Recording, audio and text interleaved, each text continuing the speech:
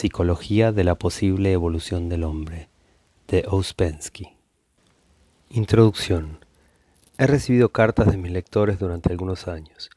Todas ellas preguntaban qué había hecho después de haber escrito mis libros, que publicados en inglés en 1920 y en 1931, fueron escritos en 1910 y 1912. Nunca pude contestar a estas cartas. Se habrían necesitado varios libros solo para intentar hacerlo. Pero cuando mis corresponsales habitaban en Londres, donde residía en 1921, los invitaba a ciclos de conferencias que organizaba para ellos. En estas conferencias trataba de responder a sus preguntas y de explicarles lo que había descubierto después de escribir mis 2 libros y cuál era la dirección de mi trabajo. En 1934 escribí 5 conferencias preliminares que daban una idea general de lo que estaba estudiando y también de las líneas que seguían cierto número de personas que estaban trabajando conmigo.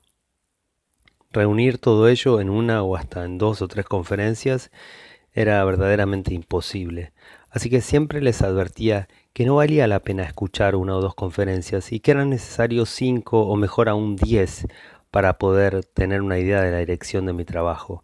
Desde entonces he continuado con estas conferencias y a menudo las he corregido y vuelto a escribir. En su conjunto encontré satisfactorio este arreglo general. Se leían 5 conferencias en mi presencia o sin mí, los oyentes podían hacer preguntas y si trataban de seguir el consejo y las indicaciones que se les daban, que básicamente se referían a la observación de sí y a un tipo de autodisciplina, muy pronto adquirían, trabajando, una comprensión bastante más amplia de lo que yo estaba haciendo. Por supuesto que siempre me di cuenta de que no bastaban 5 conferencias y en las conversaciones que seguían elaboraba y aumentaba los datos preliminares, tratando de mostrarles su propia comprensión con relación al nuevo conocimiento. Encontré que para muchos de ellos su mayor dificultad era el darse cuenta de que verdaderamente habían oído cosas nuevas, esto es, cosas que nunca antes habían oído. No se lo formulaban a sí mismos, pero de hecho, cualquiera fuese el tema, trataban siempre de contradecir esto en sus mentes y de traducir lo que oían a su lenguaje habitual. Por supuesto, yo no podía tomar en cuenta esto. Sé que no es fácil el darse cuenta de que uno está oyendo cosas nuevas. Estamos tan acostumbrados a las viejas canciones y a los viejos motivos que hace ya mucho tiempo que hemos dejado de esperar y dejado de creer que pueda existir algo nuevo. Y cuando oímos cosas nuevas, las tomamos por viejas o creemos que pueden ser explicadas e interpretadas por las viejas. Es cierto que es tarea difícil el darse cuenta de la posibilidad y necesidad de ideas totalmente nuevas y con el tiempo necesita una revalorización de todos los valores convencionales. No puedo garantizar que encontrarán desde el principio ideas nuevas, esto es, ideas que nunca antes habían oído, pero si son capaces y pacientes, muy pronto comenzarán a reparar en ellas. Para entonces, les deseo que no las pierdan y que no traten de interpretarlas de la vieja manera. Nueva York, 1945. Hablaré sobre el estudio de la psicología, pero debo advertirles que la psicología de la cual me ocupo es muy diferente de cuanto ustedes pueden conocer bajo ese nombre. Para comenzar, debo decir que prácticamente nunca en su historia la psicología ha estado a un nivel tan bajo como en la actualidad. Ha perdido todo contacto con su origen y su significado, a tal punto que aún hoy es difícil definir la palabra psicología. Esto es precisar qué es la psicología y qué estudia. Y es así a pesar de que nunca en la historia ha habido tantas teorías psicológicas ni tantos escritos psicológicos. A veces a la psicología se la llama una nueva ciencia. Esto no tiene ninguna razón. Quizás la psicología es la ciencia más antigua y en sus rasgos más esenciales, desafortunadamente, una ciencia olvidada. Primera conferencia.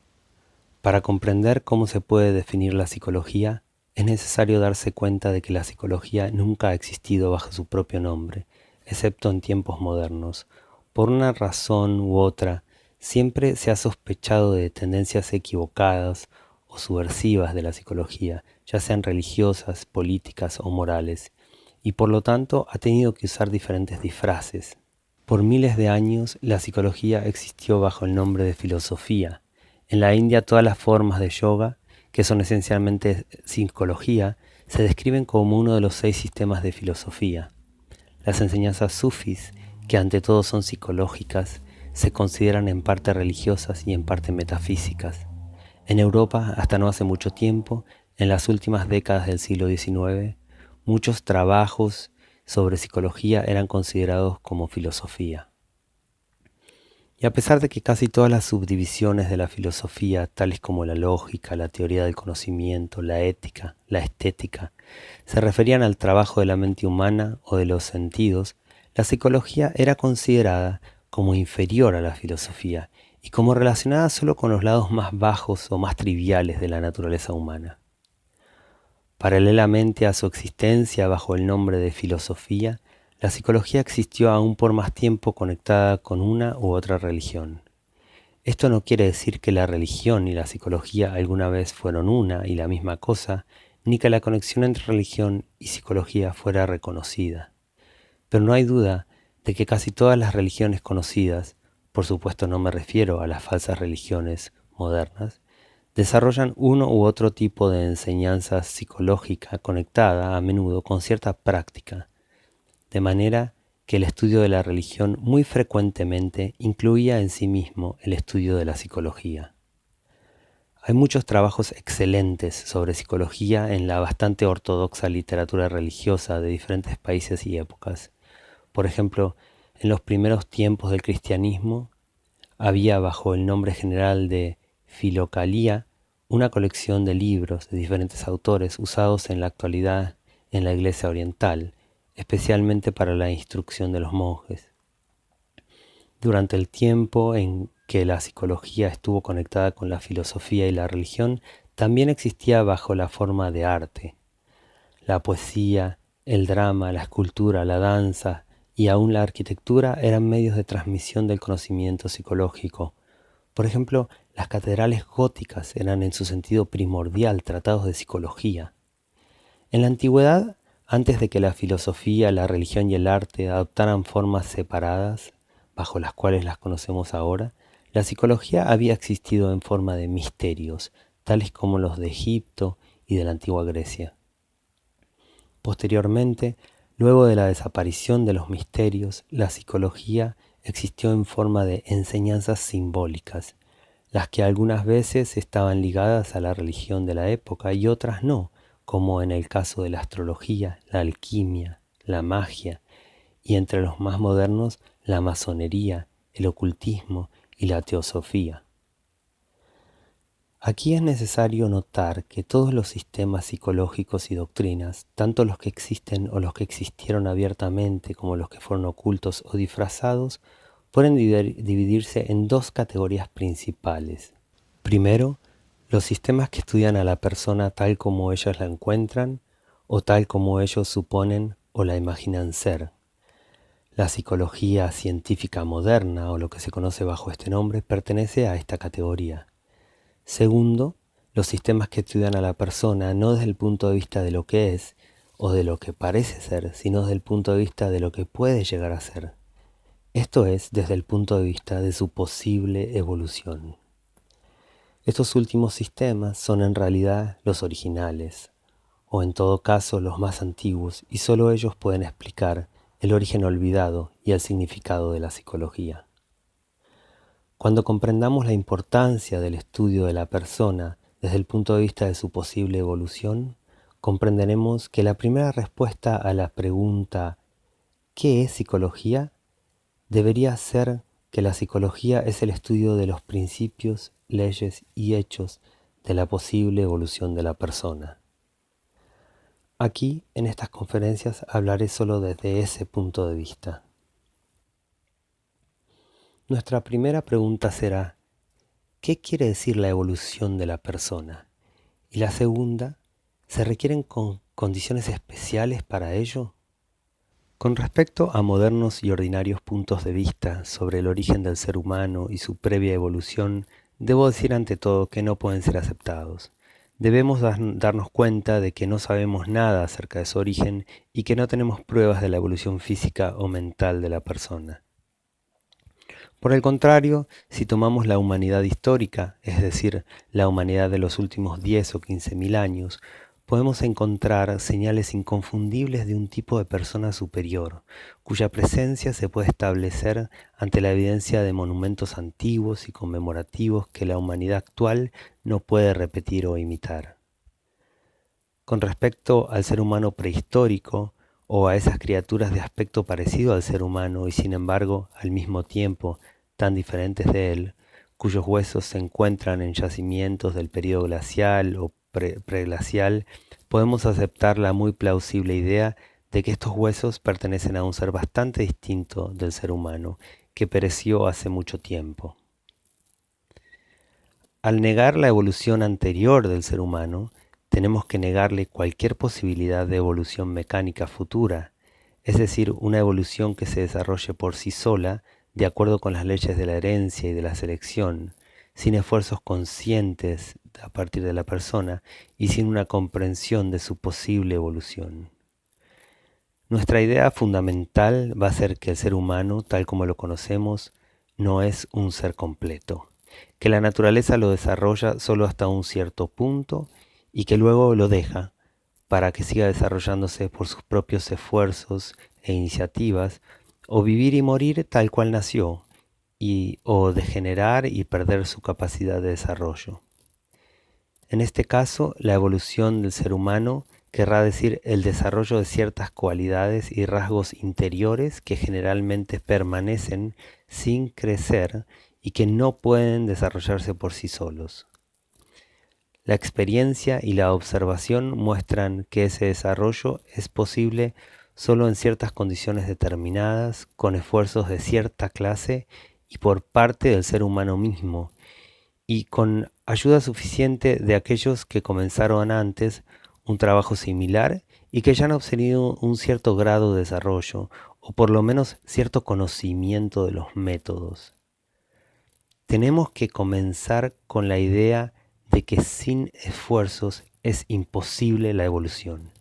Sin ayuda igualmente es imposible.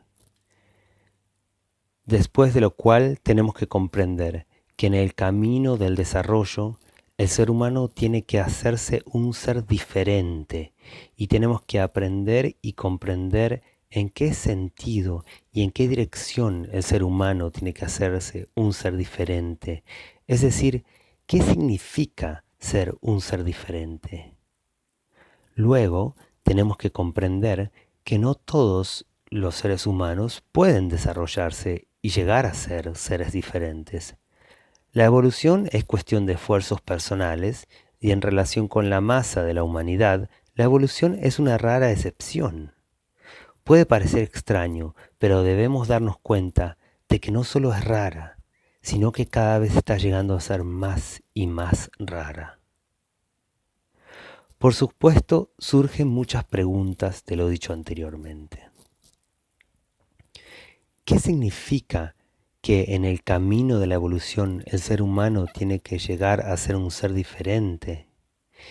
¿Qué quiere decir un ser diferente? ¿Cuáles son las cualidades o rasgos interiores que pueden ser desarrollados en el hombre y cómo se puede lograr? ¿Por qué no se pueden desarrollar todos los hombres y llegar a ser seres diferentes? ¿Por qué tal injusticia? Trataré de contestar a estas preguntas y comenzaré por la última. ¿Por qué no se pueden desarrollar todos los seres humanos y llegar a ser seres diferentes? La respuesta es muy sencilla. Porque no lo quieren. Porque no saben nada acerca de ello. Y aunque se les diga, sin una larga preparación no podrán comprender lo que significa. La idea principal es que para hacerse un ser diferente, el ser humano debe quererlo mucho y por muy largo tiempo. Un deseo pasajero o vago, basado en el descontento con las condiciones exteriores, no creará el impulso suficiente. La evolución del hombre depende de su comprensión de lo que puede conseguir y de lo que tiene que dar para ello. Si el ser humano no lo quiere, o si no lo quiere con suficiente intensidad y no hace los esfuerzos necesarios, nunca se desarrollará. De manera que en esto no hay injusticia. ¿Por qué debería tener lo que no quiere? Si al ser humano se le forzara a convertirse en un ser diferente cuando está satisfecho de lo que es, eso sí sería entonces una injusticia. Ahora preguntémonos qué significa un ser diferente. Si consideramos todo el material que podamos conseguir que se refiera a esta proposición, encontramos la afirmación de que al hacerse un ser diferente, el ser humano adquiere muchas nuevas cualidades y poderes que no posee ahora. Esta es una afirmación común encontrada en toda clase de sistemas que admitan la idea de un crecimiento psicológico o interior del ser humano. Pero esto no es suficiente. Aún la descripción más detallada de estos nuevos poderes no nos ayudará en forma alguna a comprender cómo aparecen ni de dónde vienen. En las teorías generalmente conocidas falta un eslabón, aún en aquellas que acabo de mencionar que están basadas en la idea de la posibilidad de la evolución del ser humano. La verdad es que antes de que el ser humano adquiera cualesquiera nuevas facultades o poderes que no conoce ni posee ahora, tiene que adquirir facultades y poderes que tampoco posee, pero que se arroja a sí mismo, es decir, que cree que las conoce y que las puede usar o controlar. Este es el eslabón que falta y este es el punto más importante. Por el camino de la evolución, que ha sido descrito como un camino basado en el esfuerzo y en la ayuda, el hombre debe adquirir cualidades que cree que ya posee, pero sobre las cuales se engaña a sí mismo. Para comprenderlo mejor y saber qué facultades y poderes puede adquirir el ser humano, tanto completamente nuevos como inesperados, y también aquellos que se imagina que ya posee, tenemos que partir del conocimiento general que tiene el ser humano de sí mismo. Y así llegamos de inmediato a un hecho muy importante. El ser humano no se conoce a sí mismo. No conoce ni sus propias limitaciones ni sus propias posibilidades. Ni siquiera conoce lo mucho que no se conoce. El ser humano ha inventado muchas máquinas y sabe que una máquina complicada necesita algunas veces años de estudio cuidadoso antes de poder usarla o controlarla, pero no aplica este conocimiento a sí mismo. Aunque él mismo sea una máquina mucho más complicada que cualquier máquina que ha inventado, tiene toda clase de ideas falsas acerca de sí mismo. Ante todo, no se da cuenta de que él es verdaderamente una máquina. ¿Qué quiere decir que el ser humano es una máquina? Quiere decir que no tiene movimientos independientes, ni dentro ni fuera de él. Es una máquina que es puesta en movimiento por influencias externas y por impactos exteriores. Todos sus movimientos, acciones, palabras, ideas, emociones, humores y pensamientos son producidos por influencias exteriores. Por sí mismo, es tan solo un autómata con cierta provisión de recuerdos de experiencias previas y cierta cantidad de energía de reserva. Tenemos que comprender que el ser humano no puede hacer nada. Pero él no se da cuenta de ello y se atribuye la capacidad de hacer. Esta es la primera cosa falsa que el ser humano se arroja. Esto tiene que comprenderse con toda claridad. El ser humano no puede hacer. Todo lo que el ser humano cree que hace, en realidad sucede. Sucede exactamente como llueve o nieva. En español no hay formas impersonales de verbos que se puedan usar en relación con las acciones del ser humano, de manera que tenemos que seguir diciendo que el hombre piensa, lee, escribe, ama, odia, comienza guerras, pelea, etc. En realidad todo ello sucede. El hombre no puede moverse, pensar o hablar de motu propio. Es una marioneta tirada de aquí y de allá por hilos invisibles. Si así lo comprende, puede aprender más sobre sí mismo y tal vez entonces las cosas comiencen a cambiar para él. Pero si no puede darse cuenta ni comprender su total mecanicidad, o si no puede aceptarla como un hecho, no puede aprender nada más y las cosas no pueden cambiar para él. El hombre es una máquina, pero una máquina muy peculiar. Es una máquina que en las circunstancias adecuadas y con el tratamiento adecuado puede saber que es una máquina. Al darse cuenta plena de ello, puede encontrar los medios para dejar de ser una máquina. Ante todo, el hombre debe saber que él no es uno, él es muchos. No tiene un yo permanente e inmutable. Él es siempre diferente. En un momento es uno, en el siguiente momento es otro, y en el tercer momento es un tercero, y así sucesivamente, casi sin término. La ilusión de unidad o unicidad se crea en el ser humano ante todo por la sensación de un cuerpo físico, luego por su nombre, que en casos normales siempre sigue siendo que sigue siendo el mismo, y tercero por un cierto número de hábitos mecánicos que le son implantados por la educación o los adquiere por imitación.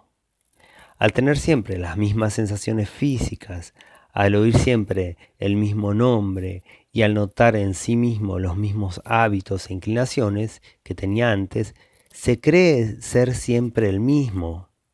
En realidad no hay unidad en el ser humano y no hay un centro de control ni un yo permanente.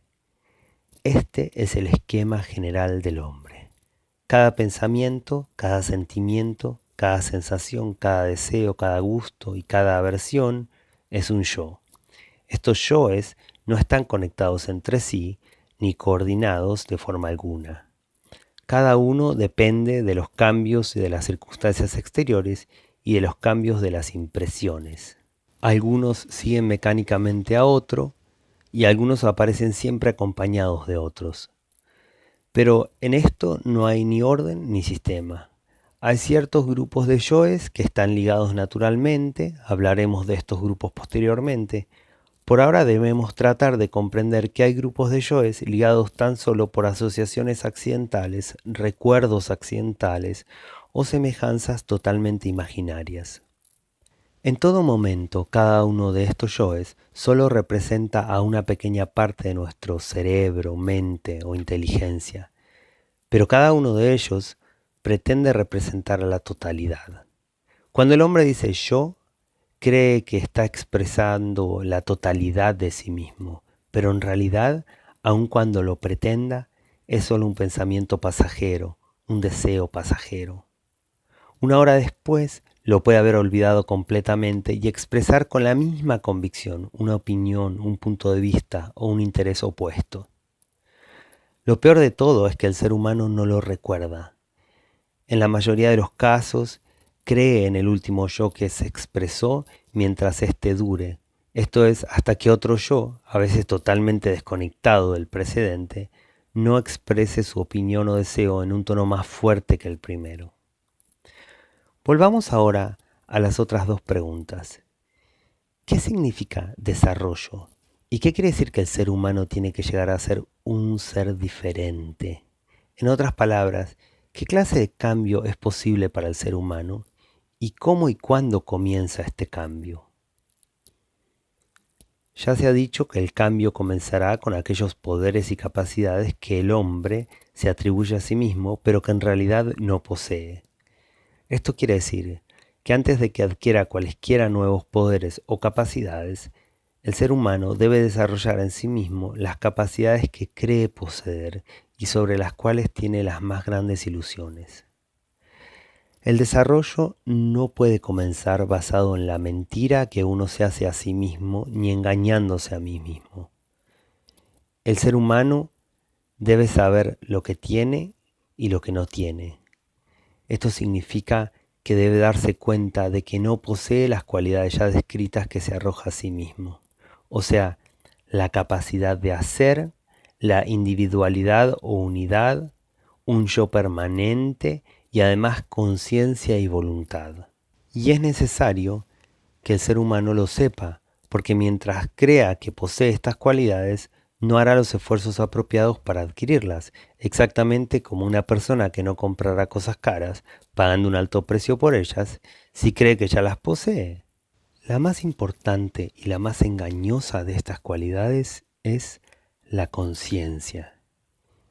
Y el cambio en la persona comienza por el cambio de su comprensión del significado de la conciencia, para seguir luego con la adquisición gradual de su dominio sobre ella. ¿Qué es la conciencia? En la mayoría de los casos, en el lenguaje ordinario, se usa la palabra conciencia como un equivalente de la palabra inteligencia, en el sentido de actividad de la mente. En realidad, la conciencia es una especie muy particular de darse cuenta en la persona, independiente de su actividad mental. Ante todo, darse cuenta de sí misma, darse cuenta de quién es ella, de dónde está y más aún, darse cuenta de lo que sabe, de lo que no sabe y así sucesivamente. Solo uno mismo puede saber si en un momento dado está consciente o no. Esto fue probado hace mucho tiempo en cierta corriente de pensamiento en la psicología europea, la que comprendió que solo el mismo hombre puede conocer ciertas cosas acerca de sí. Aplicándolo a la conciencia, quiere decir que solo una misma persona puede saber si su conciencia existe en un momento o no. Esto quiere decir que la presencia o la ausencia de la conciencia en una persona no se puede probar por la observación de sus actos exteriores. Como ya lo he dicho, este hecho fue probado hace mucho tiempo, pero su importancia nunca fue totalmente comprendida, porque siempre se le ligaba con la comprensión de la conciencia como un proceso mental o una actividad de la mente. Si una persona se da cuenta de que no estaba consciente hasta el momento en que lo percibe y luego se olvida de esta percepción, o aun si la recuerda, esto no es conciencia, es tan solo el recuerdo de una fuerte percepción. Quiero ahora atraer su atención hacia otro hecho que ha sido perdido de vista por todas las escuelas modernas de psicología. Es un hecho que la conciencia en la persona, no importa cómo se la mire, nunca permanece en el mismo estado. ¿Existe o no está? Los momentos más elevados de la conciencia crean memoria. Los otros momentos, la persona simplemente no los recuerda. Esto más que nada produce en la persona la ilusión de conciencia continua o de un continuo darse cuenta de sí. Algunas escuelas modernas de psicología niegan enteramente la conciencia, inclusive niegan la necesidad de tal término. Pero ello no es sino un derroche de mala inteligencia.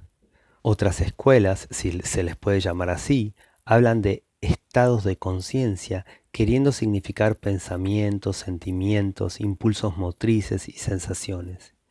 Esto está basado en el error fundamental de mezclar la conciencia con las funciones psíquicas. Hablaremos de ello más tarde. En realidad, en la mayoría de los casos, el pensamiento moderno todavía confía en la vieja formulación de que la conciencia tiene grados.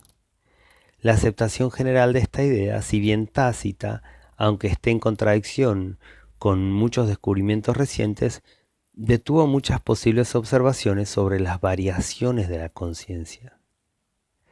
El hecho es que la conciencia tiene grados bastante visibles y observables, pero por cierto visibles y observables para cada uno en sí mismo. Primero está la duración. ¿Cuánto tiempo ha estado uno consciente? Segundo, la frecuencia de aparición. ¿Cuántas veces se ha llegado a ser consciente? Y tercero, la extensión y la penetración. ¿De qué era uno consciente? Lo cual puede variar muchísimo con el crecimiento de la persona. Si tomamos solo los dos primeros, podremos comprender la idea de la posible evolución de la conciencia. Esta idea está ligada con un hecho muy importante, muy conocido por las antiguas escuelas psicológicas, como por ejemplo la de los autores de la Filocalia, pero completamente ignorado por la filosofía y la psicología europea de los 2 o 3 últimos siglos. O sea que la conciencia se puede hacer continua y controlable por medio de esfuerzos especiales y de estudios especiales.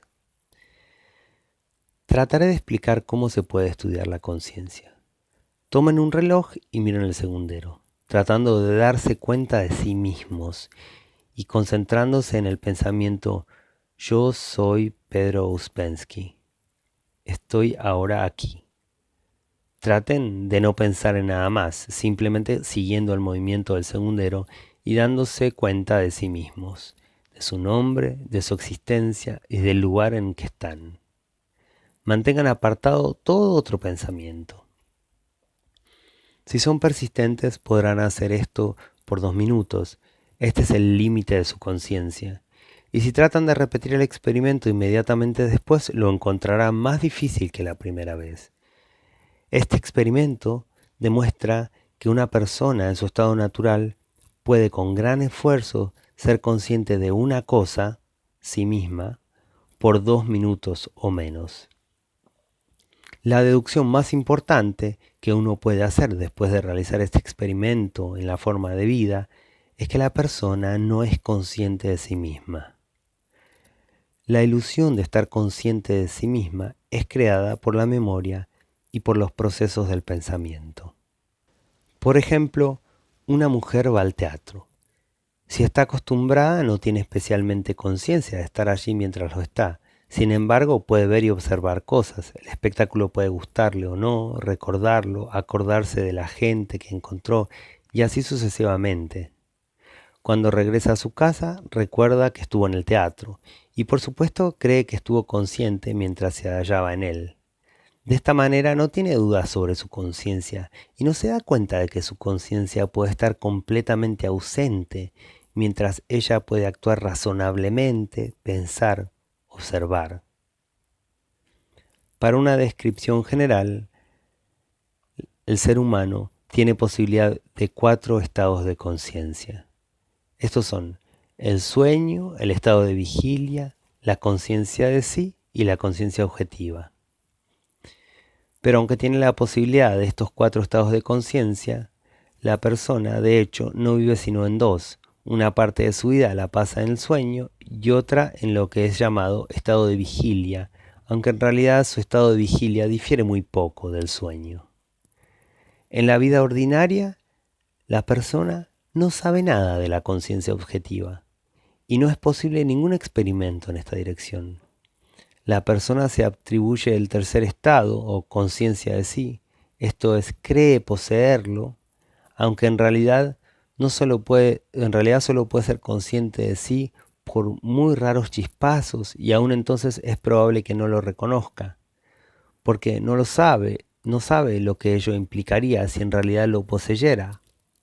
Estos vislumbres de conciencia vienen en momentos excepcionales, en estados altamente emocionales, en momentos de peligro, en circunstancias y situaciones muy nuevas e inesperadas, o algunas veces en momentos completamente ordinarios cuando no ocurre nada en particular. Pero en su estado ordinario o normal, la persona carece de todo control sobre ellos. En cuanto a nuestra memoria ordinaria o a momentos de memoria, en realidad, solo recordamos momentos de conciencia, aun cuando no nos demos cuenta de que esto sea así. Explicaré más adelante lo que significa la memoria en un sentido técnico, así como las diferentes clases de memoria que poseemos. Por ahora solo quiero atraer su atención a la propia observación de su memoria. Notarán que recuerdan algunas cosas de manera diferente. Algunas cosas las recuerdan muy vívidamente, algunas vagamente y otras no las recuerdan en absoluto. Solamente saben que sucedieron. Se sorprenderán mucho cuando se den cuenta de qué pocos que recuerdan en realidad. Y esto sucede así porque ustedes recuerdan solo los momentos en los que estuvieron conscientes.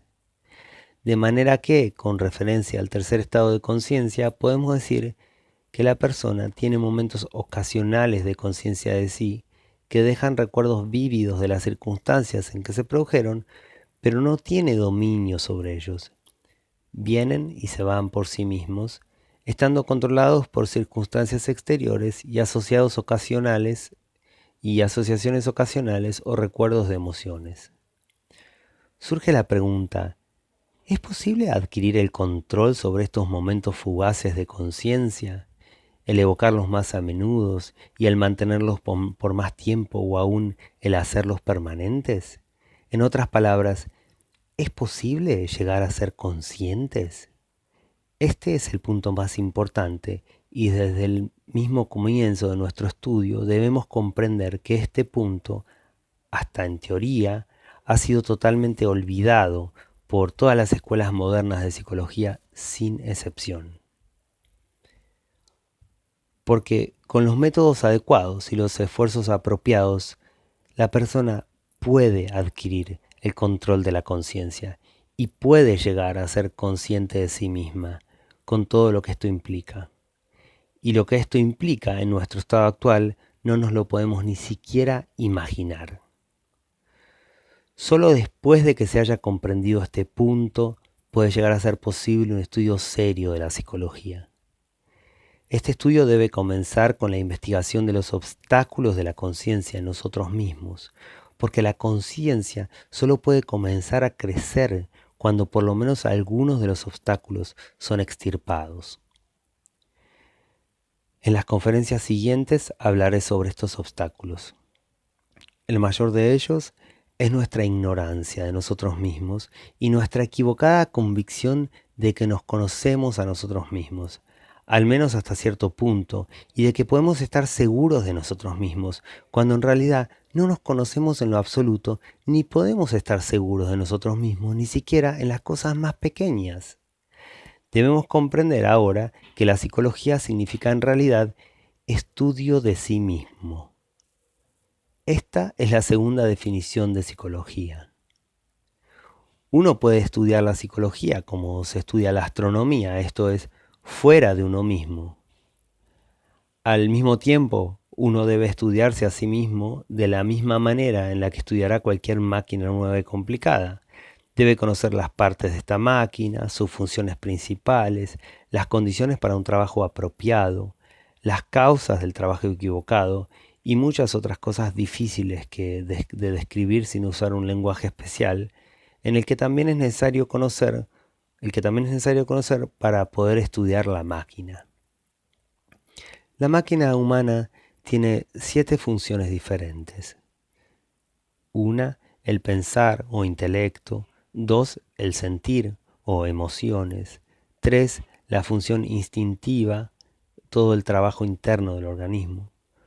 4, la función motriz, todo el trabajo externo del organismo, del movimiento en el espacio, etc.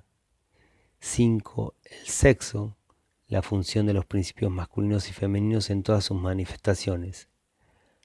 Además de estas 5 hay otras 2 funciones, para las cuales no tenemos nombre en el lenguaje ordinario.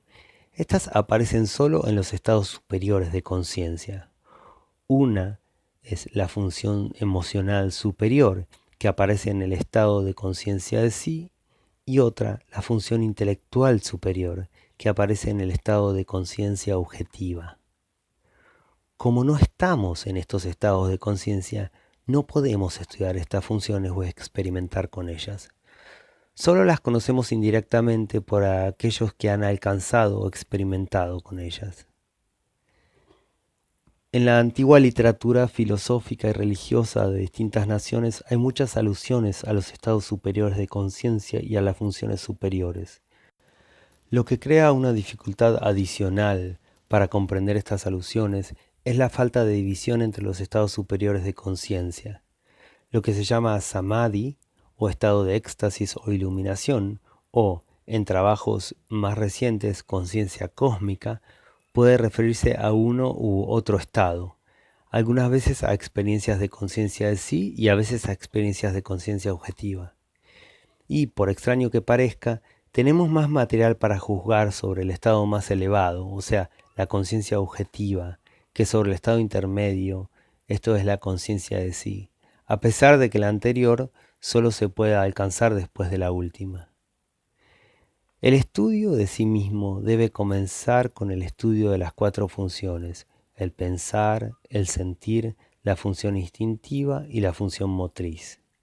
La función sexual solo se puede estudiar mucho después, esto es, cuando estas cuatro funciones hayan sido suficientemente comprendidas.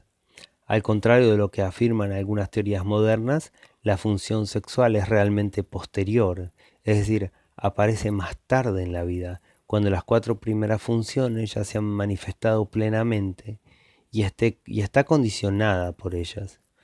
Por lo tanto, el estudio de la función sexual solo puede ser útil cuando las primeras cuatro funciones sean totalmente conocidas en todas sus manifestaciones. Al mismo tiempo, se tiene que comprender que cualquier irregularidad seria o anormalidad en la función sexual hace imposible el desarrollo de sí y aún el estudio de sí mismos. Tratemos ahora de comprender las cuatro funciones principales. Daré por sentado que para ustedes es claro lo que yo quiero decir por la función intelectual o función del pensar. En ella están incluidos todos los procesos mentales, la percepción de impresiones, la formación de representaciones y de conceptos, el raciocinio, la comparación, la afirmación, la negación, la formación de palabras, la facultad de hablar, la imaginación y así sucesivamente. La segunda función es el sentir o las emociones, la alegría, la pena, el miedo, el asombro, etc. Aun si están seguros de que está claro para ustedes el cómo y en qué difieren las emociones de los pensamientos, les aconsejaría que revisen sus puntos de vista a este respecto.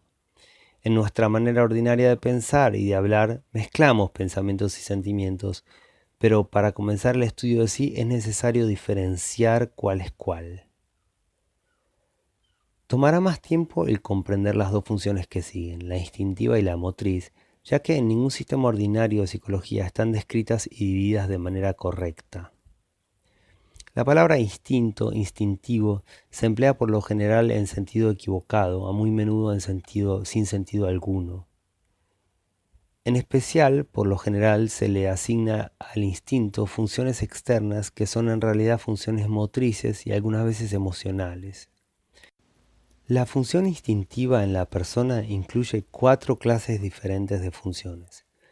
Primero, todo el trabajo interno del organismo, toda la fisiología, por así decirlo, la digestión y asimilación de los alimentos, la respiración, la circulación de la sangre, todo el trabajo de los órganos internos, la formación de nuevas células, la eliminación de desechos, el trabajo de las glándulas endocrinas, etc. Segundo, los así llamados cinco sentidos: la vista, el oído, el olfato, el gusto, el tacto y todas las otras facultades de percibir el peso, la temperatura, la sequedad, la humedad, etc. Es decir, todas las sensaciones indiferentes, sensaciones que por sí no son ni agradables ni desagradables. Tercero, todas las emociones físicas, es decir, todas las sensaciones físicas que son agradables o desagradables, toda clase de dolores o sensaciones desagradables, tales como un sabor desagradable u olor desagradable, y toda clase de placeres físicos, tales como sabores agradables, olores agradables, etc. Cuarto, todos los reflejos, aun los más complicados, tales como la risa y el bostezo, toda clase de memorias físicas, tales como la memoria del gusto, la memoria del olfato, la memoria del dolor, que son en realidad reflejos internos. La función motriz comprende todos los movimientos externos, tales como el caminar, el escribir, el hablar, el comer y sus memorias. También pertenecen a la función motriz aquellos movimientos que en el lenguaje ordinario se llaman instintivos, tales como atrapar sin pensarlo un objeto que se cae.